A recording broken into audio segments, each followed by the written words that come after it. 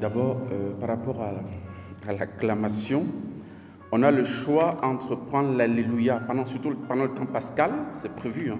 La liturgie prévoit l'antienne du psaume. On peut prendre, l'antienne du psaume. On peut prendre l'Alléluia ou bien on peut prendre un verset qui est proposé aussi. Donc, Alléluia, ce n'est pas une hérésie de prendre ça comme antienne du psaume. Voilà, je pense que la chante avait raison de prendre Alléluia. Alors,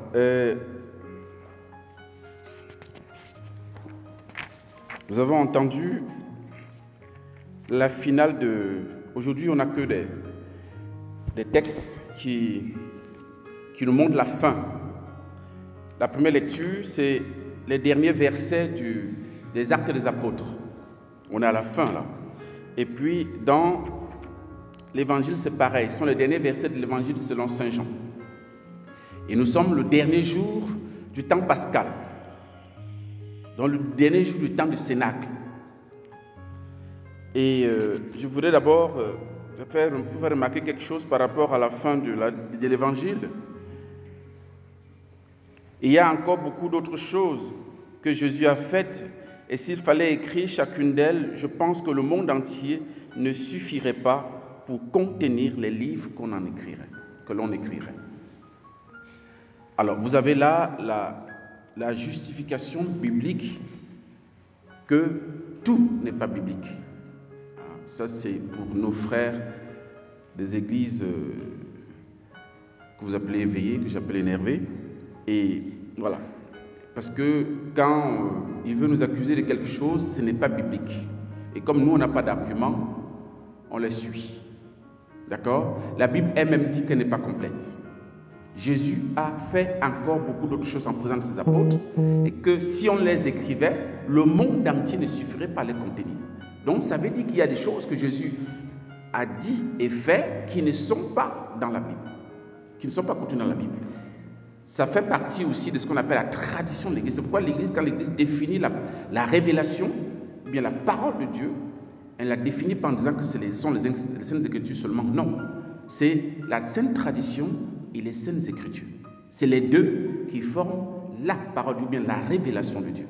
Si vous séparez l'écriture de la tradition, elle devient un livre qui peut conduire à des sectes, comme nous en voyons de plus en plus dans notre monde, dites des sectes, on ne sait pas, des églises chrétiennes, des églises machin, tout ça. Il y a beaucoup de noms bizarres qui naissent et tout ça vient de la Bible. du fait qu'ils ont la Bible, donc ils pensent qu'ils ont tout. L'écriture, la Bible, est la parole partielle de Dieu. Ce n'est pas la parole totale de Dieu. C'est une partie de ce que Dieu a dit qui se trouve dans la Bible. Ce n'est pas la totalité. Ce serait même incongru de dire ça parce que la parole de Dieu, selon ce que le Christ dit lui-même, je crois dans Matthieu 24, 35, le ciel et la terre passeront, mes paroles ne passeront pas. Autrement, les paroles de Dieu sont éternelles. Comment ce qui est éternel peut être contenu dans un bouquin? Ce n'est pas possible.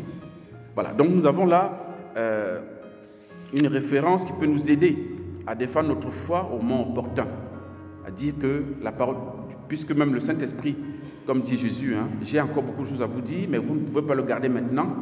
L'Esprit de vérité, lorsqu'il viendra, vous conduira à la vérité tout entière. C'est exactement l'antienne de l'évangile d'aujourd'hui. Je vous enverrai l'Esprit de vérité, dit le Seigneur. Il vous conduira à la vérité tout entière parce que l'homme a un cerveau peut-être petit, ne peut pas garder grand-chose.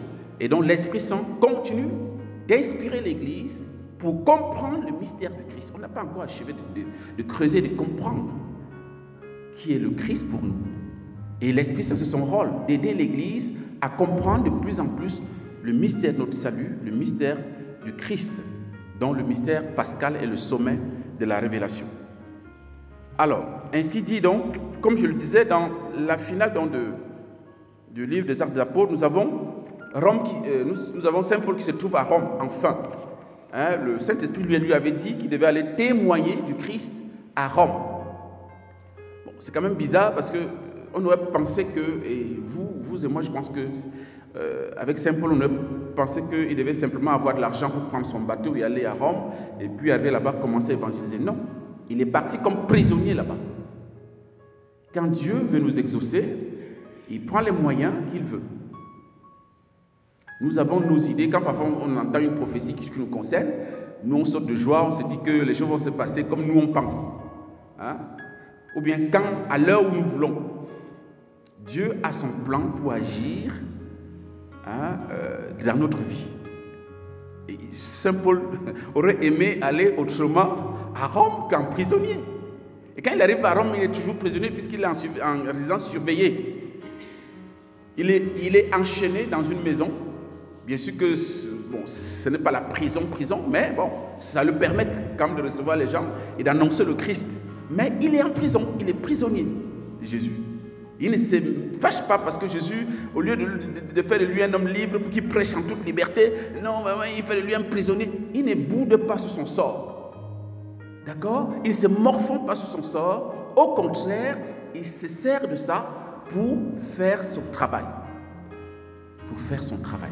Ayons la même intelligence lorsque nous traversons un moment difficile. Il dit, mais le Seigneur ne peut même m'abandonner, même si je suis au fond de la prison, même si je suis, n'est-ce pas,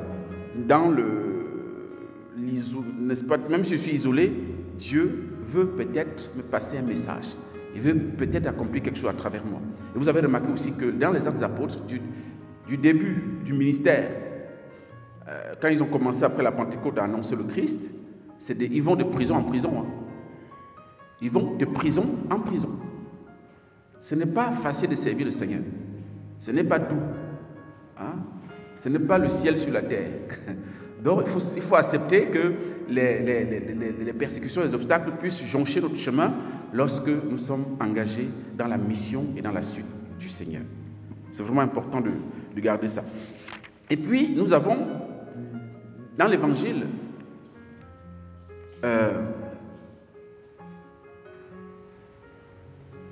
deux figures de l'Église. On a Pierre, à qui nous avons entendu hier, Jésus a confirmé son ministère de chef des apôtres, de chef de l'Église. Voilà. Par trois fois, il a demandé, est-ce que tu m'aimes? Bon, c'est vrai qu'il a régné 3 fois, donc il fallait aussi que le Seigneur, dans sa sagesse, qu'il puisse aussi le guérir de de ces régnements-là, de cette trahison qu'il a faite de son maître. Comme il a régné 3 fois, il fallait qu'il le guérisse aussi 3 fois. Est-ce que tu m'aimes? Bon, c'est sûr que la première fois, les 2 premières fois, Saint-Pierre n'a pas compris où est-ce qu'il en venait. Mais quand il a posé la question pour la 3e fois, il a fait le lien. Il a fait le lien avec le régnement, il a dit, oh non, le type, il est fort. il est fort.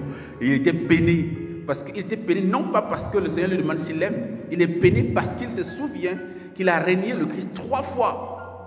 Il voit comment son maître le connaissant très bien, veut le sortir de là, de cette culpabilité, voilà, de cette honte qu'il avait désormais, parce qu'il ne pouvait plus regarder Jésus en face. Il avait peur. Il s'est dit, mais comment vraiment? Et puis il savait que le fait qu'il avait été choisi pour être la pierre sur laquelle le Christ allait bâtir son église, il savait que c'était foutu. C'était foutu parce qu'il avait trahi son maître. Mais c'était sans connaître le Seigneur qui est miséricordieux avec vous comme avec moi. Hein? Dieu ne retire jamais, Dieu ne reprend jamais ses grâces quand il a donné. Il n'est pas comme nous. Hein? Quand on donne quelque chose à l'enfant et que demain il fait une bêtise, remets-moi ce que je t'ai donné hier. On est comme ça. Hein? On a vraiment à nous laisser éduquer par le Seigneur, par l'attitude du Seigneur. Dieu, quand il donne, il ne reprend pas. Ces dons sont sans repentance, sont sans retour. Maintenant, c'est à toi d'en faire ce que tu veux. Si tu veux, tu t'en uses bien pour ton salut, ou bien pour le salut de tes frères, ou alors si tu veux, tu enterres le talent. Voilà. Mais ça, tes risques et périls. Dieu ne va pas retirer ça. Il ne va plus jamais retirer ça. Donc, Pierre va être confirmé dans son ministère de chef de l'église. Il va être investi par 3 fois comme chef de l'église. Et aujourd'hui, nous avons dans la suite, et lorsqu'il a fini d'investir Jésus, Saint-Pierre, il va parler de sa mort. Il va dire, quand tu étais jeune, tu faisais ce que tu voulais, mais quand tu seras vieux, c'est un autre qui te mettra la ceinture et te conduira là où tu ne veux pas. Et Saint Jean dit, Jésus voulait signifier par là quel genre de mort Pierre rendrait gloire à Dieu. Est-ce que Pierre a compris? Je ne sais pas trop, mais en tout cas, c'était la description de sa mort. Donc, il devait mourir martyr comme son maître. Et voilà que Jésus lui dit, suis-moi. Et quand il se met à suivre Jésus, il y a le disciple que Jésus aimait qui le suit. C'est ce qui m'intéresse. Ce matin, Pierre se retourne, il le voit et il demande à Jésus, et lui, qu'arrivera-t-il? Que lui arriverait-il? Vous voyez, Pierre, comme je le disais, il se disait, comme j'ai régné mon maître, c'est fini.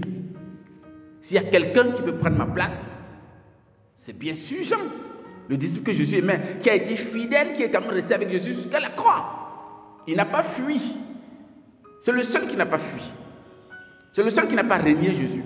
Bon, peut-être qu'il n'a pas eu l'occasion, mais en tout cas il est resté jusqu'au bout avec Jésus. Et donc Pierre se disait légitimement que normalement c'est lui qui doit prendre le relais, qui doit me remplacer parce que je ne mérite pas. Je suis qu'un pécheur, je suis qu'un traître. Et donc il pose la question, autrement dit, il défend le dossier de son ami Jean. Et lui alors? Et c'est là où Jésus lui dit,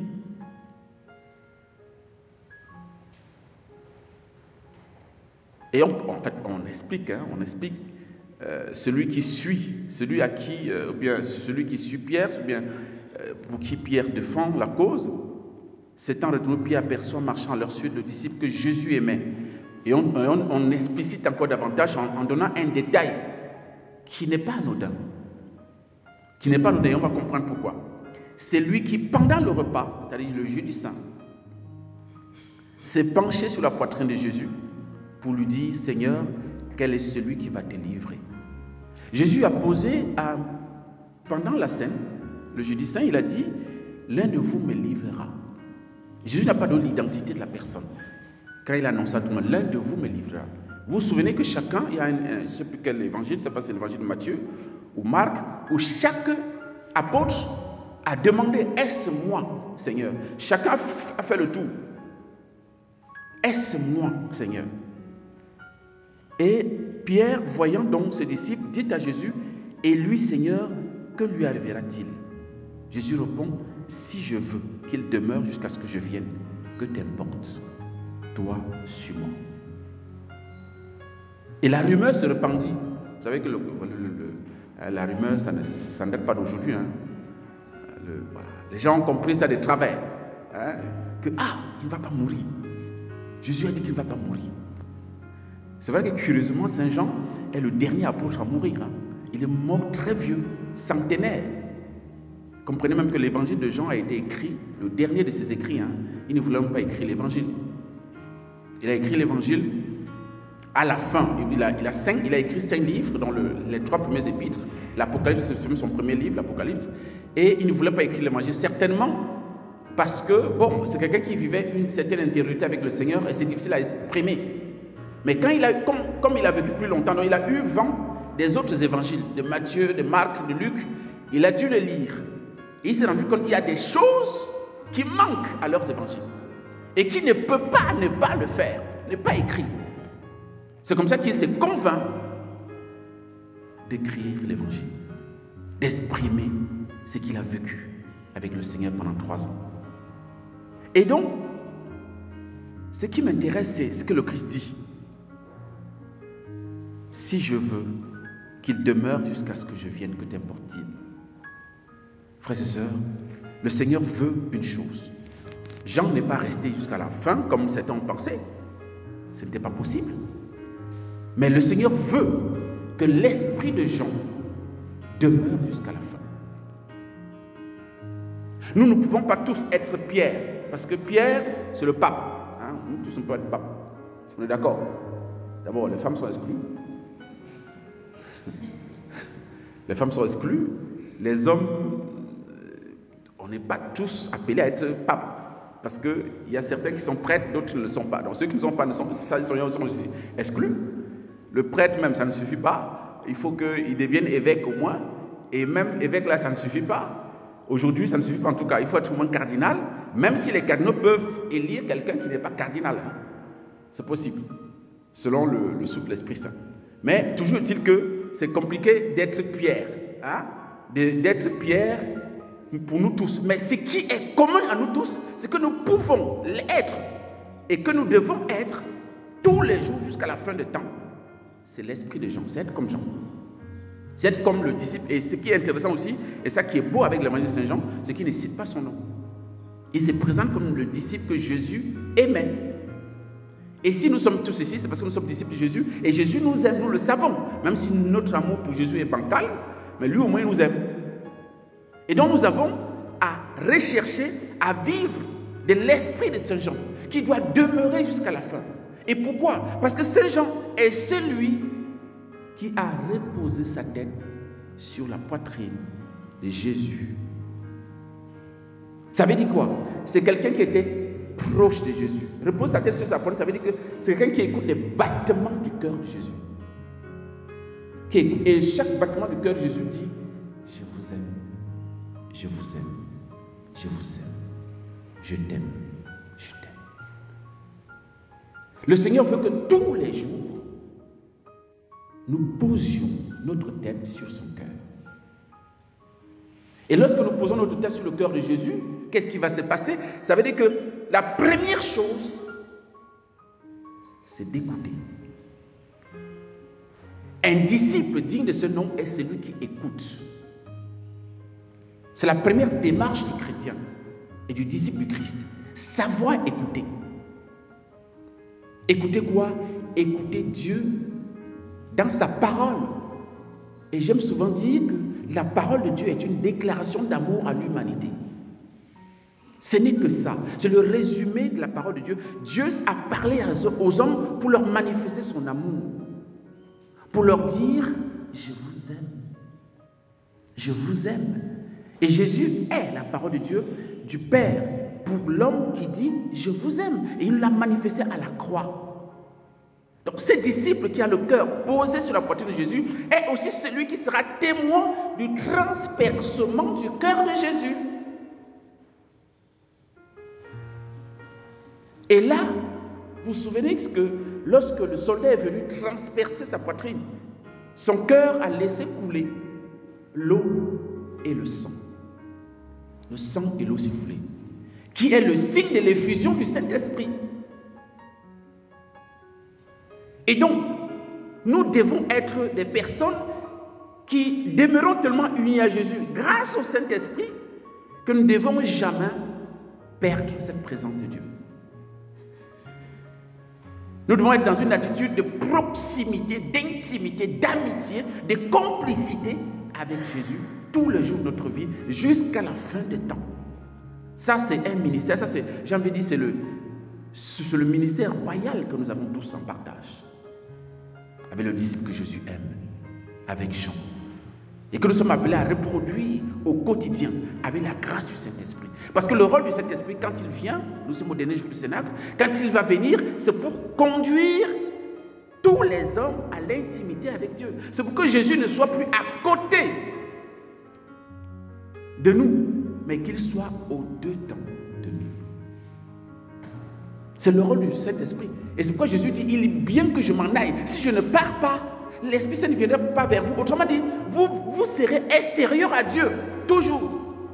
Seul le Saint-Esprit nous introduit dans le sein du Père et introduit le Père et le Fils dans notre cœur pour que nous devenions des tabernacles mobiles, ambulants. Que nous soyons des porteurs du Christ. C'est la grâce à demander. C'est la grâce principale à demander à la Pentecôte. Il n'y a pas autre chose. Nous aimons le charisme, nous aimons avoir des ministères puissants, des miracles, des machins pour déplacer les montagnes. C'est bien, c'est pas mauvais, mais c'est négligeable. C'est négligeable. Le plus important et ce qui doit rester jusqu'à la fin, c'est l'intimité avec le Seigneur. C'est notre proximité avec le Seigneur. Que rien nous éloigne du Seigneur, que rien ne puisse nous détourner de ces projets que Jésus a pour nous. Parce que tu es le disciple que Jésus aime. Tu es le chrétien que Jésus aime. Il veut que tu restes toujours collé à sa poitrine. Et l'Eucharistie est le lieu par excellence où nous vivons ce cœur à cœur avec Jésus. Nous le recevons pour qu'il ne nous quitte plus, pour que nous ne nous quittions plus. Que cela soit ainsi, déjà au cours de cette messe, et toujours pour nous, par l'intention de la Vierge Marie, Notre-Dame du Cénacle. Amen.